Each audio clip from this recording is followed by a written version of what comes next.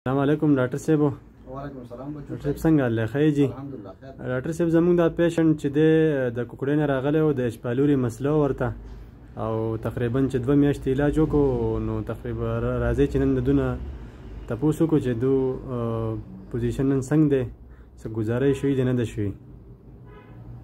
ښه بچو څنګه حال دی؟ ښه برابر یې؟ څنګه ګزاره دې شوې ده نه ده شوې؟ ټریټمنټ سره څه کمی کړی دی؟ ښه شوی یم. څومره ښه شوی؟ پوره ګزاره مې کړې ده، اوس هر څه خورم. ښه ښه برابر یم. معده ته زما معده باندې درد ډېر راځي او مطلب ګیشي پکې او اوازونه پکې خېږي، نو هغې څه ګزاره شوې؟